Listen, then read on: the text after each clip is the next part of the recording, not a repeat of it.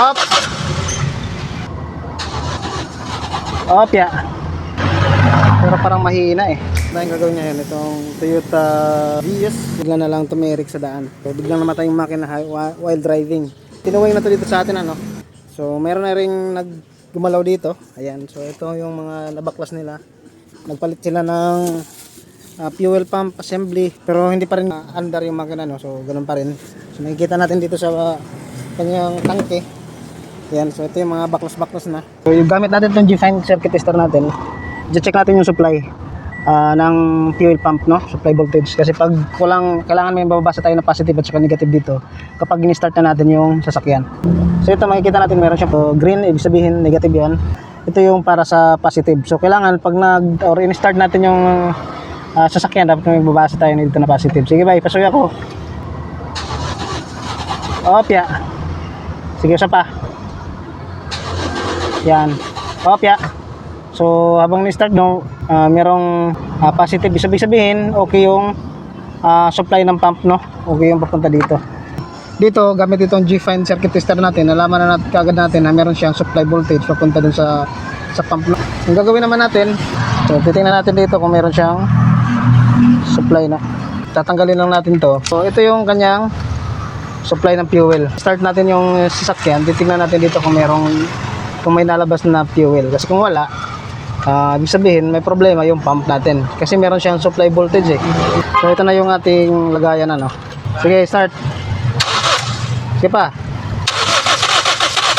Opya. Meron nalabas oh. Sige, isa pa. Op. Pero parang mahina eh. Mahina. Sige daw, isa pa. Op. Mahina. So, ang gagawin natin ngayon, i-check natin yung pressure ng fuel nito. Okay? Tuda kasi ako doon sa malabas, doon sa ating line, fuel line. So, dapat nasa mga 40 to 50 PSI, no? More or less 40 to 50 PSI. Dapat yung mababasa natin dyan na pressure. So, ngayon, ititest natin. Kasi kung mahina yung pressure, hindi rin talaga makakapa-under yan sa unit natin, mga bay, no? So, ngayon, i-start natin. Start natin yung unit, tapos titingnan natin dito kung nasa specified value yung kanyang pressure ano. Ken, pasuyo ako pag pa-start. Okay. Opya. Lumangat ah. Isa pa daw.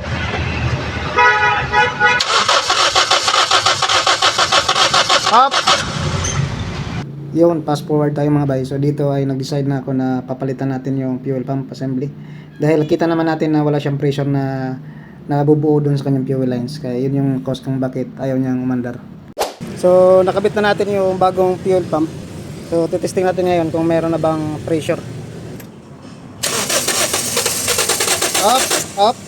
So kita natin mga bay. So paket na yung pressure no. Yan. So kanina talaga kahit ilang start natin, wala talaga siyang pressure. Sige, start.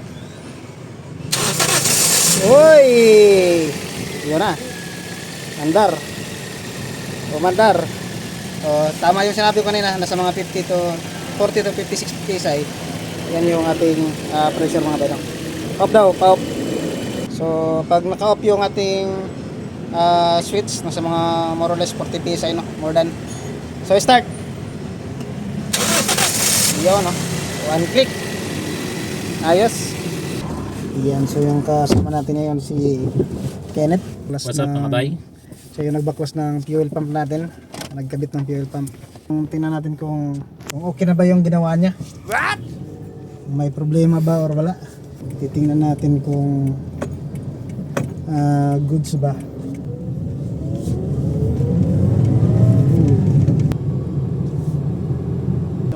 Malinis naman yung dashboard, walang check engine mga bay. So walang kawala no. So, ganyan lang yung step by step diagnosing. So solve.